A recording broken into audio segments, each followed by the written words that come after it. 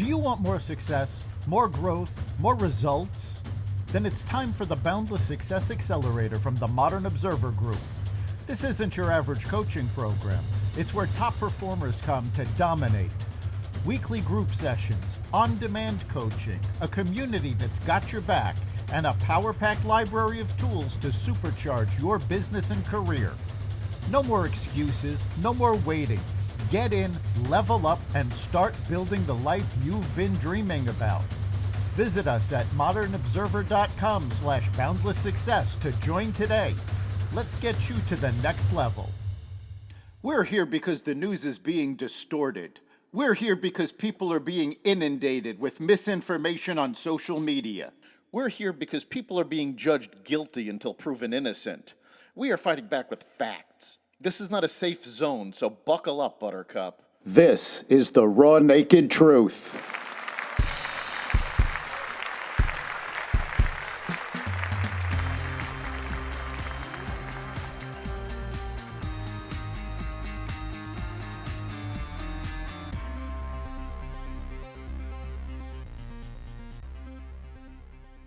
China threatens retaliation over tariffs. Tech companies subpoenaed about censorship. Connecticut Democrats named in an election fraud case, and more. Welcome to the Raw Naked Truth. I'm your host, Eric Lopkin, and here's the news you need to know.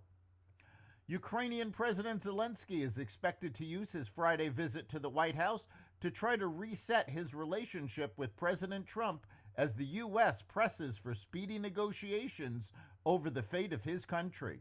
The past few weeks have been rocky for Kiev after Zelensky refused to sign an earlier version of a mineral rights agreement. Trump called him a dictator without elections. More troubling for Zelensky was when the U.S. began talks with Russia that didn't include Ukraine. China's Ministry of Commerce said Friday that it firmly opposes U.S. President Trump's latest threat to ramp up tariffs on Chinese goods and vowed retaliation if necessary. If the U.S. insists on its own way, China will take all necessary countermeasures to defend its legitimate rights and interests, a Ministry of Commerce spokesperson said in a statement, translated by CNBC. We urge the U.S. side to not repeat its own mistakes and to return as soon as possible to the right track of properly resolving conflicts through dialogue on equal footing. The statement followed Trump's Thursday announcement that the U.S. would impose an additional 10% duty on Chinese imports on March 4th, which coincides with the start of China's annual parliamentary meetings. The new tariffs would be on top of the 10% further tariffs that Trump levied on China on February 4th. The U.S. House Judiciary Committee has subpoenaed 8 major technology companies, including Alphabet, Meta, Apple, and X Corp, seeking details about their communications with other countries over fears of foreign censorship. House Judiciary Committee Chairman Jim Jordan sent the subpoenas on Wednesday and also included Amazon, Microsoft, Rumble, and TikTok, according to the statement.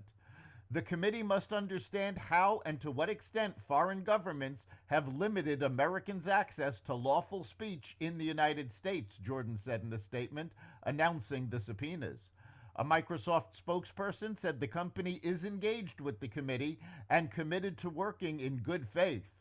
Tim Murtaugh, a spokesperson for Rumble, said the company had received the subpoena.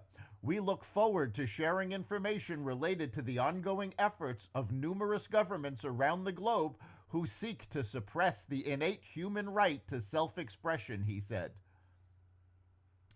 The Justice Department released a new batch of Jeffrey Epstein files after Attorney General Pam Bondi said she was reviewing classified documents in the case, but it's not the client list. This Department of Justice is following through on President Trump's commitment to transparency and lifting the veil on the disgusting actions of Jeffrey Epstein and his co-conspirators, Attorney General Bondi said in a statement Thursday. Many of the documents were already released during Ghislaine Maxwell's federal criminal trial, which landed her in prison for decades. They include flight logs, an evidence list, a contact book, and a redacted masseuse list. believed to refer to Epstein's victims. Many people named in the documents have never been accused of Epstein-related wrongdoing. However, some have, like Maxwell, Prince Andrew, who has denied allegations of wrongdoing, and Jean-Luc Brunel, a French modeling agent who, like Epstein, died in jail awaiting trial.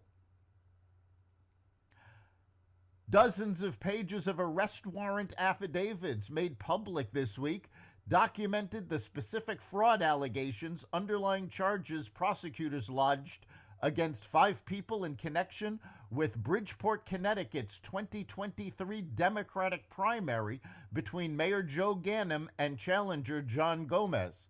According to the affidavits, voters for whom absentee ballots were submitted and counted reported that the people arrested told them who to vote for, actually filled out the ballots themselves, and or submitted their ballots for them. Bridgeport City Councilman Alfredo Castillo, who was arrested on election fraud charges, said yesterday that he was following the orders of the Democratic Party. Castillo also specifically named top Connecticut Democratic officials. Our job is to get out the vote. We're loyal. Always the foot soldiers get whacked and then everyone benefits. He then named Bridgeport Mayor Joe Ganim, Connecticut Governor Ned Lamont, Senators Richard Blumenthal and Chris Murphy, and Congressman Jim Hines as those who benefited from the fraud. In all, 5 people were arrested and will appear in State Superior Court in Bridgeport on March 6th. The makers of Easter egg dye kits are bracing for a potential fallout if the egg shortage doesn't begin to clear up before the April 20th holiday. For many companies that specialize in these activity sets, egg dye kits and related products make up a significant share of annual revenue. Diminished sales could have a major impact on their bottom lines. I think sales will be down, said Ashley Phelps, founder and CEO of Color Kitchen, a paint-based baking decoration company. That remains to be seen, but I think it probably will be. Wholesale egg prices have eclipsed record levels, reaching a high of $8.58 per dozen amid a domestic bird flu outbreak, according to global commodity data firm Expana.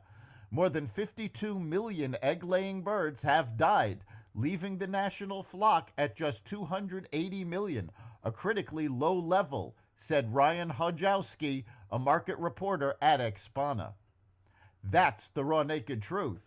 You can catch every episode of The Raw Naked Truth at xvadio.com, the Apple Podcasts app, YouTube, Rumble, Spotify, iHeartRadio, Audible, Amazon Music, and other platforms that respect freedom of speech.